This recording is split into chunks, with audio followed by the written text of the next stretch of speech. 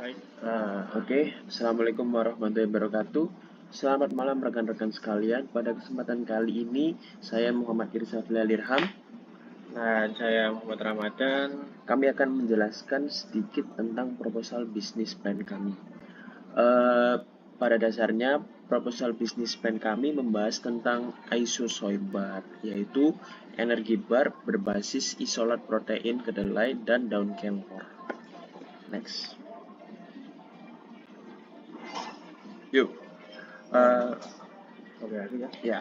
Latar belakang dari proposal bisnis kami yaitu isosoybar hadir sebagai solusi camilan sehat dengan basis bahan alami berkualitas tinggi, yaitu kelor sebagai superfood kaya vitamin, mineral, dan antioksidan, dan isolat protein kedelai sebagai sumber protein abadi.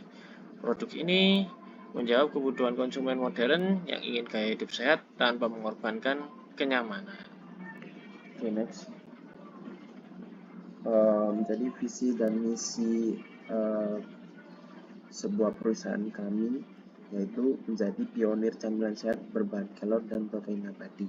Misinya menghadirkan inovasi berbasis kelor, solusi gizi praktis, dan dukung energi alami pemulihan tubuh. Next. Nah, tujuan usahanya sendiri yaitu untuk mendapatkan solusi camilan sehat dan bergizi, terus mendukung gaya hidup yang sehat dan aktif, camilan praktis dan mudah dikonsumsi, edukasi nutrisi seimbang, dan inovasi di industri camilan sehat. Next. Tentu saja isosoybar kami rancang itu produk dan bahan utamanya adalah yang pertama isolat protein kedelai, daun kelor, oat, kurma, madu, VGO, lecithin kedelai, dan vanili sebagai opsional rasanya. Oke, next.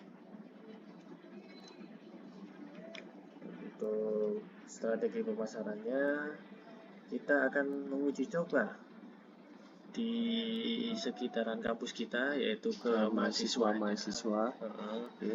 Terus nanti kita naikkan ranahnya, memperluas pasar kita ke dalam bazar kampus, gym, dan berafiliasi dari kafe-kafe terdekat, kafe-kafe sehat terdekat. Tentu saja kita akan memposting ke sosial media kita yaitu IG, Facebook Ads, Shopee, dan Tokopedia. Slogan kami adalah Boost Your Day Naturally, yang artinya dengan makan isosoybar kita bisa semangat menjalani hari-hari. Oke, nice. Next. Ini analisis pasarnya. Untuk targetnya nanti di usia 20 sampai 40 tahunan yang basisnya kemungkinan vegetarian, dan yang pasti ini orang yang suka nge-gym. Terus itu bagus di tren plant based nanti akan meningkat. Terus konsumen makin sadar nih akan bahan alami dan organik.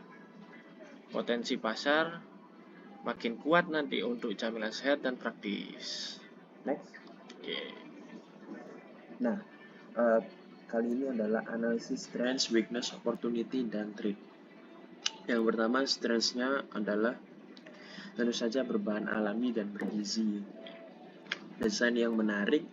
Weakness-nya merupakan modal kita karena kita adalah UMKM ya, jadi modal kita agak terbatas, pengalaman juga minim. Opportunity-nya tren sehat, yaitu pada dunia food and beverage berbasis plant based itu selalu meningkat per tahunnya. Itu edukasi gizi juga semakin meningkat. Trade-nya persaingan tinggi, harga bahan fluktuatif.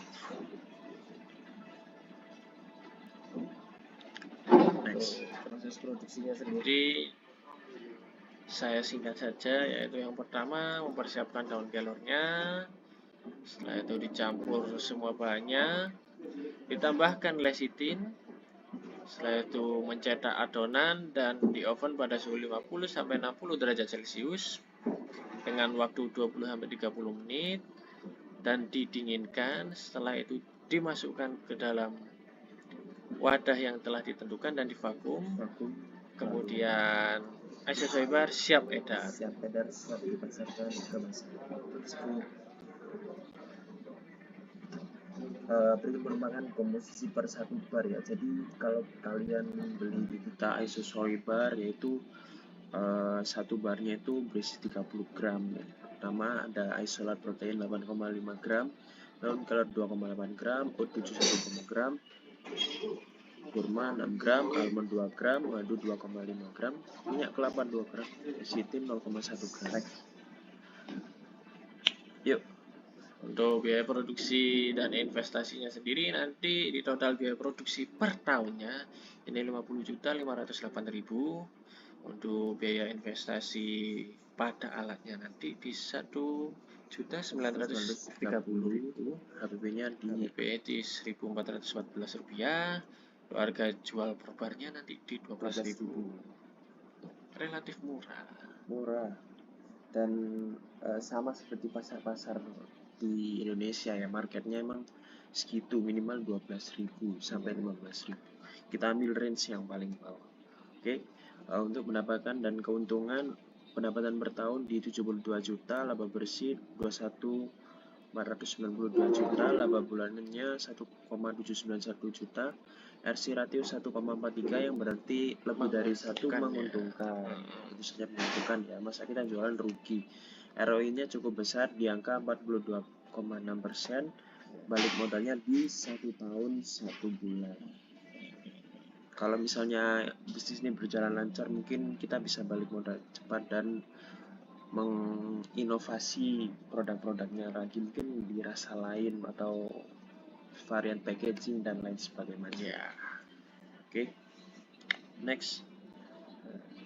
Tuh, kesimpulan dari penjelasan isosoy bar sendiri. Isosoy bar adalah solusi camilan sehat berbasis lokal dengan gabungan isolat protein dan kelor yang menciptakan produk bergizi tinggi dengan strategi pemasaran yang tepat dan biaya efisien.